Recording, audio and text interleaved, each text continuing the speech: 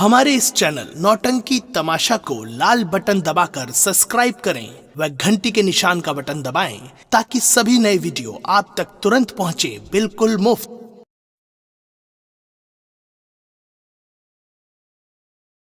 मथुरा श्री कृष्ण का धाम, मथुरा श्री कृष्ण का धाम, पंडित का था माधव नाम। बिटिया रही इंदिरा दिए रूप भगवान।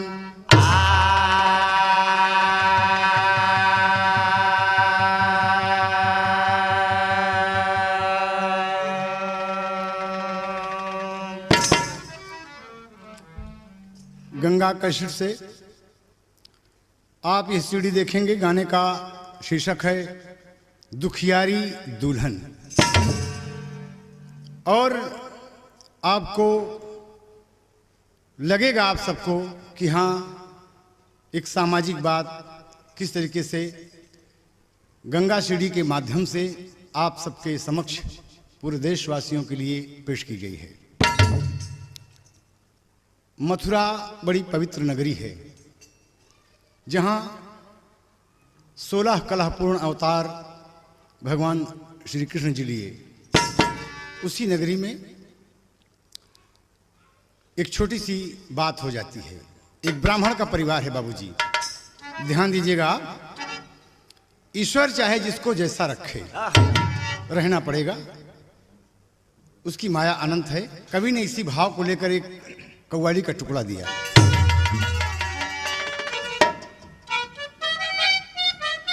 एकदम सही है विजय।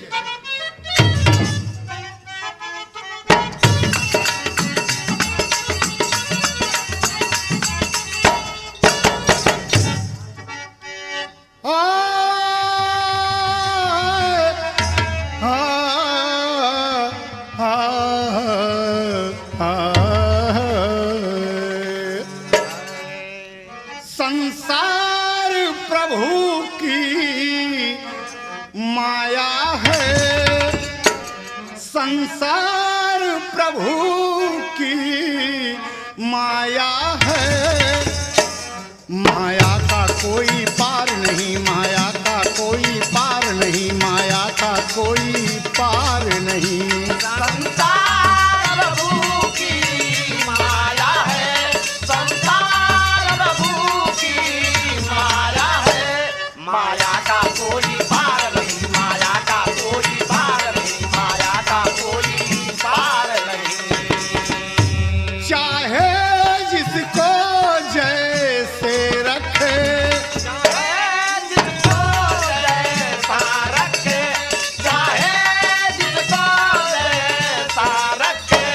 हम सबको कोई इनकार नहीं, हम सबको कोई इनकार नहीं, हम सबको कोई अहंकार नहीं।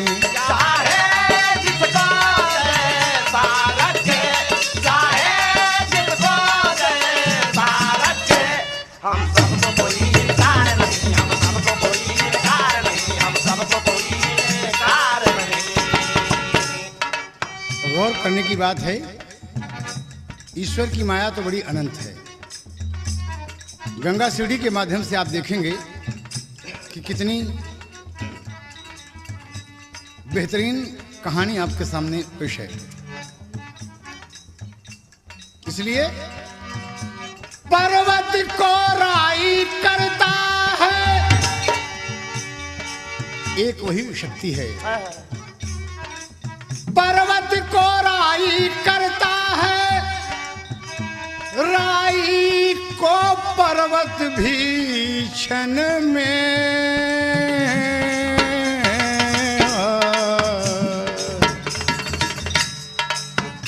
कण कण का खुद वो हामी है।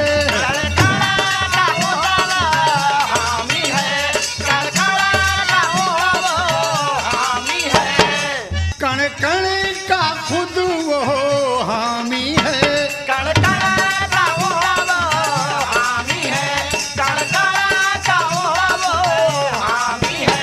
इसमें कोई तकरार नहीं, इसमें कोई तकरार नहीं, इसमें कोई तकरार नहीं।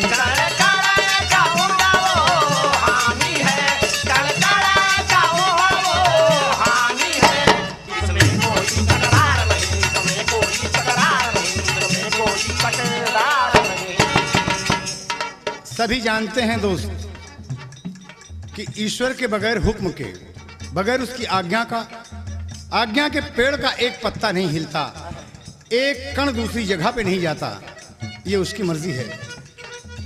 लेकिन यहाँ कहना क्या है, यूपी सूबे में श्री कृष्ण जी का धाम सुनो। यूपी सूबे में श्री कृष्ण जी का धाम, यूपी सूबे में श्री कृष्ण जी का धाम सुना। एक धनवान ब्राह्मण जिसका माधव नाम सुनो।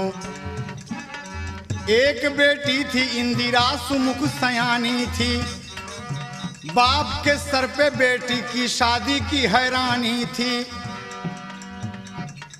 पंडित के मन में शादी की अभिलाषा है, आगरे में वहीं एक लड़के को तलाशा है। नाम सुशील, बड़ा सुशील नाम था विजय कुमार सही, आगरे में ही रहा कपड़े का व्यापार सही। कहानी को आप लोग समझें, बड़ी चिंता हुई।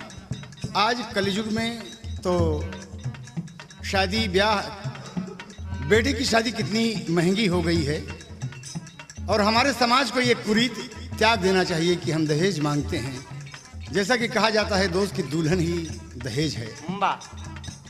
इसी बात को लेकर महाराज को बड़ी चिंता रही, लेकिन ईश्वर की कृपा से एक लड़के को तलाश ही लिया। लड़का इंटर में पढ़ रहा है और काफी योग्य हो चुका है बाबूजी। वो पूरे कॉलेज में अपने आप छाया है। पंडित जी परीक्षा तिलक सब दे दिए। वो दिन भी आया जिस दिन दरवाजे पर बारात आती है, बड़े प्रेम से, है ना। विजय कुमार से इंदिरा की शादी होती है। विजय कुमार से इंदिरा की शादी होती है, विजय कुमार से इंदिरा की शादी होती है। अपने माँ बाप के नैनों की बेटी ज्योति है। शादी तो हो गया, गौना भी अभी बाकी है। शादी तो हो गई, गौना भी अभी बाकी है। शादी तो हो गई, गौना भी अभी बाकी है। शादी तो हो गई, गौना अभी बाकी है। ईश्वर की माया देखो ऐसी पड़ी चाकी है। ईश्वर चाहे जैसा रखे, हमने कहा है। शादी संपन्न हो गई, शादी संपन्न हो गई, बड़ी खुशी खुशी से लोग गए। 3 साल बाद गौना जाना है लड़की का, और वो साल जब आया, जब उसका गौना लगभग 6 महीने रह गया, तो यही ईश्वर की माया कुछ अजीब हो गई। क्या हो गई? एक दिन इंदिरा बीमार हुई, जाने ईश्वर को क्या सूझी। एक दिन इंदिरा बीमार हुई, उसका तन जैसे आग जले, उसका तन जैसे आग जले। होता अच्छा उपकार नहीं, होता अच्छा उपचार नहीं, होता अच्छा उपचार नहीं। उसका तन जैसे आग जले, उसका तन जैसे आग जले।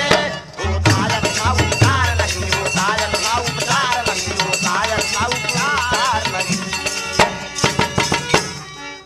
बाबूजी, गौर करने की बात है कि लड़की के बदन में जगह जगह सफेद दाग, चकोटा और फोड़े निकल आए, उंगलियों में, हाथ में, तमाम इस तरीके से कि जाने कौन सी दवा ऐसी रिएक्शन किया कि लड़की की हालत खराब होती चली जा रही है।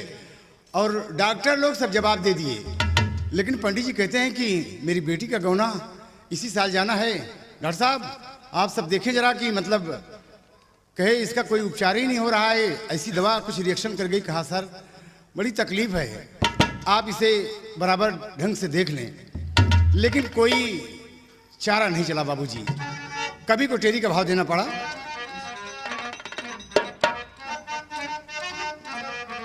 इतनी खूबसूरत फूल सी बच्ची ईश्वर ने अपने हाथों से उसे बनाया है, लेकिन बदनिया कोढ़ी आई गई।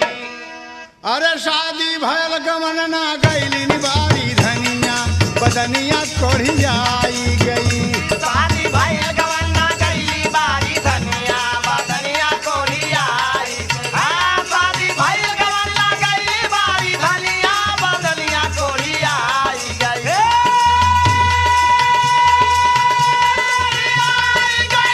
कोढ़ी आई, बदनिया कोढ़ी आई। हाँ, शादी भइल गवन ना गइली बारी धनिया, बदनिया कोढ़ी आई। हाँ, शादी भइल गवन ना गइली बारी धनिया, बदनिया कोढ़ी आई गई। शौम सुघरता सिसक पड़ी है, ऐसा तन में लागल दाग। दारुण दुख दुखिया को दिन है, हाय विधाता फूटल भाग। सर का सेंधुर सिसक रहा है, सारे तन में लागल आग। सारा सपना बिखर गया है, सारा सपना बिखर गया है, नैहर बनी गयो काला नाग। सारा सपना बिखर गया है, नैहर बन गया काला नाग। सारा सपना बिखर गया है, नैहर बन गया काला नाग। नैहर बन गया काला नाग, भला नैहर बन गया काला नाग। सारा सपना बिखर गया है, नैहर बन गया काला नाग। सारा सपना बिखर गया है, नैहर बन गया काला नाग। क्या हालत हो गई, सब कुछ बिगड़ गया। तमाम लोग देखते हैं उसको कि इंदिरा कैसे हो गई। जो सखियां उससे बोलते नहीं थकती थी, आज सखियां देखती नहीं हैं। और वक्त ऐसा गुजरा कि बाप मतारी भैया भौजी सब ही मारे ताना। कौन से लोग करे नफरत, अरे उसे मिले ना खाना हो, बदनिया कोढ़ी आई गई। अरे दाना पानी दुर्लभ सब ही कहाँ कोढ़िनिया, बदनिया कोढ़ी आई गई। खाना पानी दुर्लभ सब ही कहाँ कोढ़िनिया, बदनिया कोढ़ी आई। हाँ, दाना पानी दुर्लभ सब ही कहाँ कोढ़िनिया, बदनिया कोढ़ी आई गई। कोढ़ी आई, बदनिया कोढ़ी आई। हाँ, दाना पानी दुर्लभ सब ही कहाँ कोढ़िनिया, बदनिया कोढ़ी आई। हाँ, दाना पानी दुर्लभ सब ही कहाँ कोढ़िनिया, बदनिया कोढ़ी आई गई। बाबूजी गौना मांगने आने वाले हैं लोग। पंडित जी यहाँ सोच रहे हैं बहुत परेशान है, तमाम इलाज करके थक गए, लेकिन ईश्वर की इसी मर्जी की ओर कुछ ठीक ही नहीं हुई, दिन ब दिन बढ़ता ही जा रहा है। एकदम चलने फिरने से बेचारी लाचार हो गई। ये गौने के लायक लड़की अपने मन में सोच रही है, मांग में उसका सिंदूर सिसक रहा है कि विधाता क्या होगा। 6 महीने में ये हालत हो गई कि लोग उससे नफरत करने लगे। मतारी बाप अपनी बिटिया के जोने बिटिया के इतना प्यार करते रहे हो कि एक झोपड़ी दे दिए कि यहीं तुम रहोगी, गुदड़ी दे दिए। खाना ले जाते हैं बाबूजी, अपने नाक मुंह को बंद कर लेते हैं और ले जाके खाना देते थे। कभी कभी 2-2 दिन हो जाता था खाना नहीं मिलता था। माँ से कहती थी कि माँ, घर वाले तो माँ सब हमको चीज से उतार दिए, लेकिन मैं तो आपकी बेटी हूँ माँ। बाबूजी मेरी तरफ नहीं देखते माँ। भैया भौजी खाना देते हैं, जूठा खाना देते हैं, सूखी रोटी देते हैं, बहुत तकलीफ है माँ। मतारी कहती कि जो पाओ खाओ। तो एक दिन बाबूजी बिटिया अपने मतारी से क्या कहती है, का कहत है?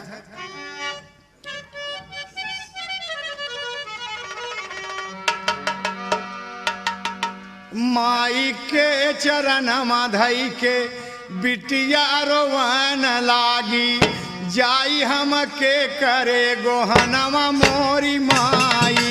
हमके करे गोहनवा मोरी माई, जाई हमके करे गोहनवा मोरी माई।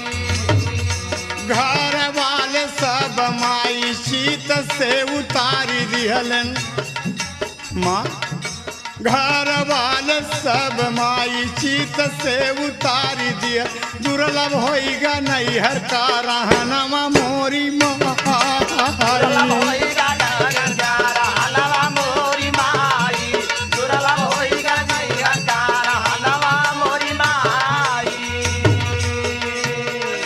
भाई भौजाई हम के मारे माई तनवा, अरे भाई भौजाई हम के मारे माई तनवा, दू दिन पाई ना भोजनवा मोरी माई। दिन पाई ना भोजनवा मोरी माई, दिन पाई ना भोजनवा मोरी माई। दिन पाई ना भोजनवा मोरी माई, दिन पाई ना भोजनवा मोरी माई। दिन पाई ना भोजनवा मोरी माई, दिन पाई ना भोजनवा मोरी माई। माई बहुत भूख लगी है, माई आज खिया दा, आज खिया दा माई। बिटिया कमाई कुछ दिहलिनी भोजनवा, ढूर ढूर डाहेला नवा मोरी माई। दूरा दूरा बाहेला नयनवा मोरी माई, दूरा दूरा बाहेला नयनवा मोरी माई। दूरा दूरा बाहेला नयनवा मोरी माई, दूरा दूरा बाहेला नयनवा मोरी माई। दूरा दूरा बाहेला नयनवा मोरी माई, दूरा दूरा बाहेला नयनवा मोरी माई। अरे आज से न देखबी माई बिटिया कई सूरतिया अम्मा, अरे आज से न देखबी माई बिटिया कई सूरतिया, छूट जाई है नैहर का रहनवा मोरी माई। छूटी गई है नैहर का रहनवा मोरी माई, छूटी गई है नैहर का रहनवा मोरी माई। छूटी गई है नैहर का रहनवा मोरी माई, छूटी गई है नैहर का रहनवा मोरी माई। छूटी गई है नैहर का रहनवा मोरी माई, छूटी गई है नैहर का रहनवा मोरी माई। इंदिरा बाबूजी अपनी माँ से रो के कहती है कि माँ सब कुछ बेकार है, जहाँ पेट भर खाना न मिले माँ, वहाँ रहना मेरी जिंदगी पहाड़ हो गई माँ। अब आज से मेरी शक्ल नहीं देखोगी। कहा तो कुछ भी कर सकती है, मातारी भी फटकार के चल दिया बाबूजी, बिटिया झोपड़ी में पड़ी हुई है।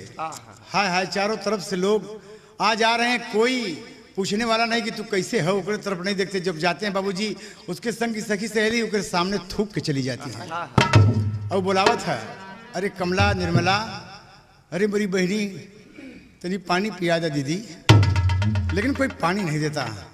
इंदिरा बाबूजी रात में लेटी है, बिटिया गौर करती है, विचार करती है कि ऐसी जिंदगी से मर जाना बेहतर है, और अपन गुदड़ी उठा लिया, अपन गुदड़ी उठा लिया। और रात अंधेरी है, धोती भी फटी है।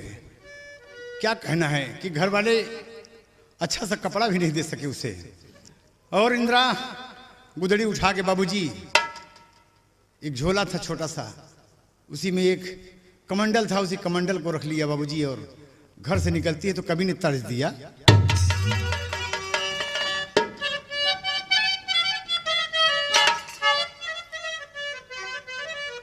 आहा, निकल गई जब। मौत किसी को ना छोड़ेगी, मौत किसी को ना छोड़ेगी, राजा हो या रानी ये तेरा जीवन बहता पानी, ये तेरा जीवन बहता पानी, ये तेरा जीवन बहता पानी। मौत किसी को ना होएगी, मौत किसी को ना होएगी, राजा हो या रानी, तेरा जीवन बहता पानी, ये तेरा जीवन बहता पानी। यही ओरिजिनल है। लेकिन दोस्त, सवेरा हो गया, एक नदी के किनारे बिटिया पर हाथ धोआ इंदिरा, खाली पेट है, नदी का पानी कमंडल में लेके बाबूजी पी रही है। आगे निकल गई, गांव पड़ता है, चली जा रही मजे मजे, चला नहीं जाता है उससे। क्या होता है? मांग रही है भीख इंदिरा, मांग रही है भीख इंदिरा, अरे दोनों हाथ पसारी, ये बाबा जाए कहाँ दुखियारी, ये बाबा जाए कहाँ दुखियारी।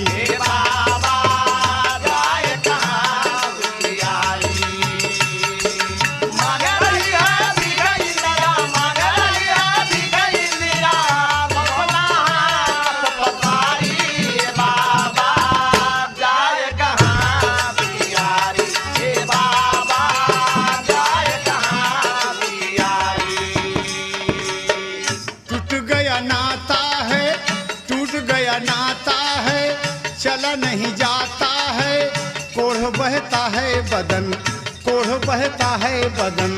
लड़कियां बोली बहन कहाँ तुम जाओगी, कुछ तो बतलाओगी। कहा दीदी पैसा दो पैसा मिले, पैसा दो पैसा मिले, आपका गुलशन खिले, है कोई नेक भला। ये बाबा एक पैसा दे दे बाबू। हाथ पसार के लड़की कहती है खाए के रोटी दे दा, खाए के रोटी दे दा। इतने धनवान ब्राह्मण घराने की लड़की बाबूजी भीख मांगती है कि खाने के दो दा। कोई रोटी देता है, कोई कुछ दे रहा है। बैठकर जहाँ खाती है बाबूजी अपने मन में सोच रही है कि मैं कहाँ जाऊँ भगवान। लोग देखते हैं, उसकी शक्ल देखकर बाबूजी ऐसा लगता है कि ये किसी सभ्य घर की लड़की है। बैठी है बाबूजी, लोग दया करके उसके कुछ दे दिए खाने का, ले ले। शीतल सुषमा सुघर सी शक्ति, शीतल सुषमा सुघर सी शक्ति, फूल फले फूलवारी, बाबा जाए कहाँ दुखियारी, ए बाबा जाए कहाँ दुखियारी, ए बाबा जाए कहाँ दुखियारी। मांग रही है भीख इंदिरा, मांग रही है भीख इंदिरा, अपना हाथ पसारी, ए बाबा जाए कहाँ दुखियारी, ए बाबा जाए कहाँ दुखियारी, ए बाबा जाए कहाँ दुखियारी। इतना ही नहीं देखें आप, जा रही है, अगले गांव में निकलती है। मैंने बड़ा कष्ट सहा, औरतों ने यूं कहा, तेरी ससुराल कहाँ, तेरी ससुराल कहाँ। कहा बहन के हाँ तेरी ससुराल तो होगी ना।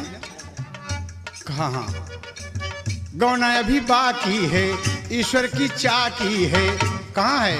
कहा अगर खास सुनो कैंट के पास सुनो, अगर खास सुनो कैंट के पास सुनो। कहा ये बात कहे हाँ, और तेरा दूल्हा क्या करता है?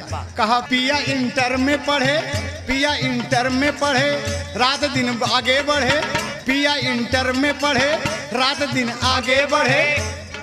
तो औरतें कहती हैं कि तेरा पिया इंटर में पढ़ता है? कहे हाँ, लेकिन दीदी मेरा गौना बाकी है।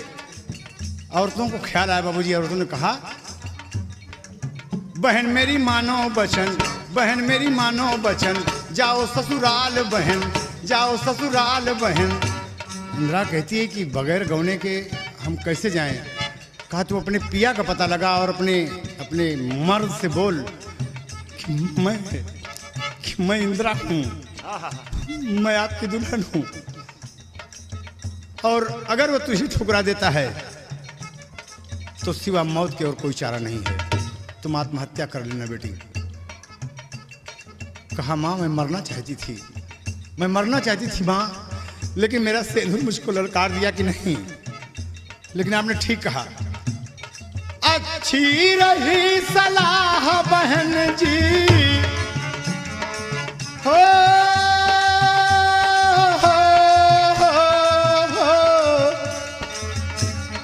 अच्छी रही सलाह बहन जी, मैं तो चली ससुरारी। ये बाबा जाए कहाँ दुखियारी, ये बाबा जाए कहाँ दुखियारी, ये बाबा जाए कहाँ।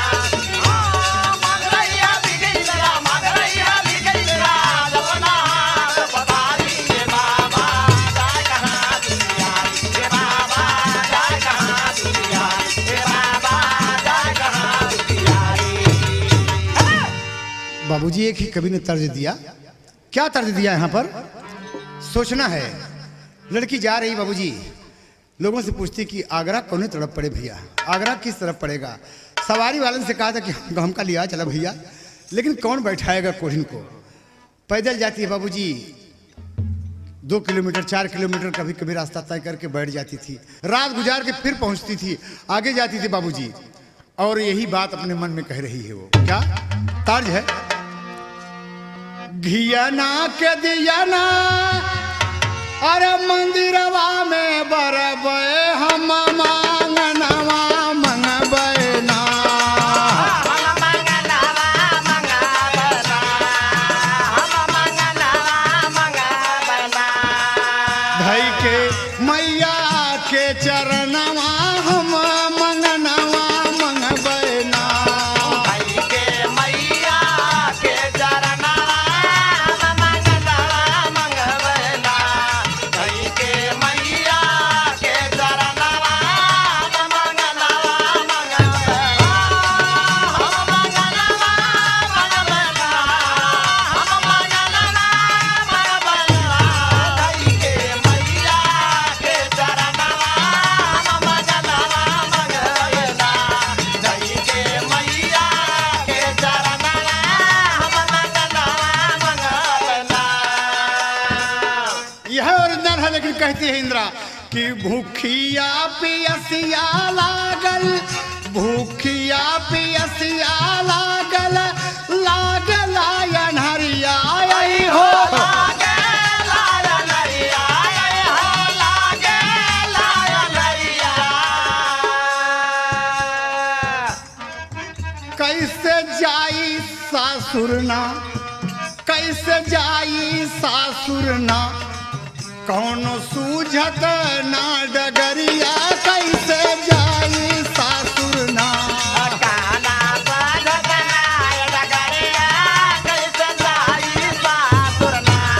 कैनो सूझत नाय डगरिया, कैसे जाई सासुरना। कैसे जाई सासुरना, कैसे जाई सासुरना। कौनो सूझत नाय डगरिया, कैसे जाई सासुरना। कौनो सूझत नाय डगरिया, कैसे जाई सासुरना। देखा बाबूजी, कवि को कहना है यहाँ पर, उड़ान ने भाव दिया कि कई दिनों के बाद इंदिरा पहुंच आगरा गईली। अरे पूछ पूछ के लोगवन से अरे कालज का पता लगैली हो। अरे बदनिया कोढ़ियाई गई। बाबूजी वो कॉलेज का पता लगाती है। अरे नवा देखें के वाया इलिबा कोढ़िनिया, बदनिया कोढ़ियाई गई। लुगा देखै वाला इलवा कोड़िया, बदनिया कोड़िया। आ लगा देखै वाला इलवा कोड़िया, बदनिया कोड़िया।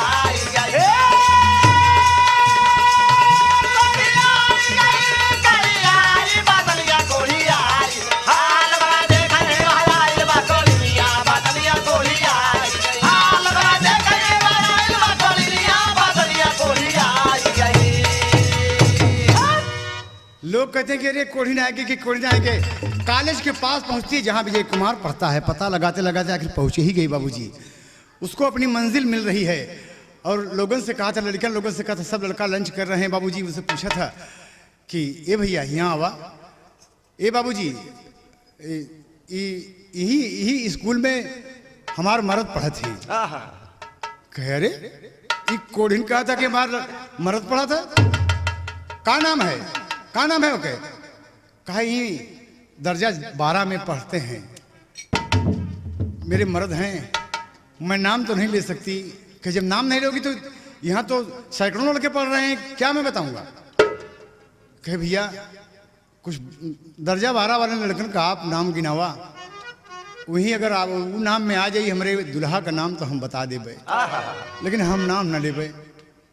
खे अब ल कहे दर्जा 12 तो ये फर्स्ट फ्लोर पर है, नहीं पहले मंजिल पर, चलो वहाँ देख लो। कहा नहीं भैया हम वहाँ ना जाबे, वहाँ कैसे चढ़ पाओ सीढ़ी पे, ये हम बैठ जाबे। लेकिन बाबूजी लड़कियाँ कहा थी, नाम गिनाते हैं कि सुना, कहें तमाम नाम गिना रहे हैं बाबूजी। शेष महेश यो दिनेश ब्रह्मचारी। दूसरा लड़का खड़ा हो गया, वो बोला था का पता है, कहे बाल गोपाल और कृपाल जब बतावा, लड़की सुनत बयापन मुड़ी यही हिलावा। कहे राम अवतार दयालु गंगाधार हो, अरे पढ़ले राकेश संग विजय कुमार हो, पढ़ले राकेश संग विजय कुमार हो, पढ़ले राकेश संग विजय कुमार हो। सुन के इंदिरा तरह गई अवाक सोहाग तोरा ना आइले।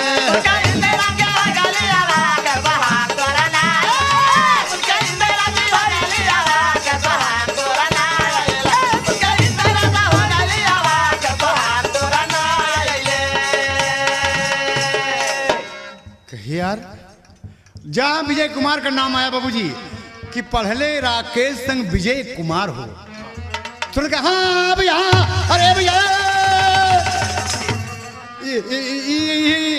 यही जो अभी अभी आप बोले का राकेश के ना के विजय कुमार का, हाँ अरे ये हमारे दुल्हा का नाम है, हमारे दुल्हा का बुला दे भैया। आए हैं ना? हाँ आए हैं। कहा लंच में बाहर नहीं आए, कहा वो पढ़ रहे हैं। इतना पढ़ने में टॉप का लड़का है बाबूजी कि पूरे कॉलेज में छाया हुआ है, सभी अध्यापक उसकी कदर करते हैं। तो लड़का वहाँ बैठा है बाबूजी, कुछ लड़के दौड़े कि जाके बताओ यार कि तेरी दुल्हन है। तो कुछ कहते हैं कि ये लड़की साली पागल है यार, ऐसे बोल रही है। कहा यार इतना नाम गिना लेंगे, लेकिन विजय कुमार का नाम आया तो रुक गई और खुशी हो गई, इसकी आंख से आंसू छलकने लगे। क्या बात है? विजय अपने कमरे में ही पढ़ रहा है, कोई किताब खोलकर देख रहा है। 2-4 लड़कियां बोल घर खड़ा है बाबूजी कि आपन बंद किताब करा, तनी हमारी वरिया देखा। अरे कॉलेज के गेट पर तो हरी दुल्हन डरे न विधि कर रेखा हो, बदनिया कोढ़ी आई गई। ए विजय बाबू किताब धै दे। क्या बोल रहे हो? कहें द्वार पर आइल बाटे तोहरी दुल्हनिया, बदनिया कोढ़ी आई गई।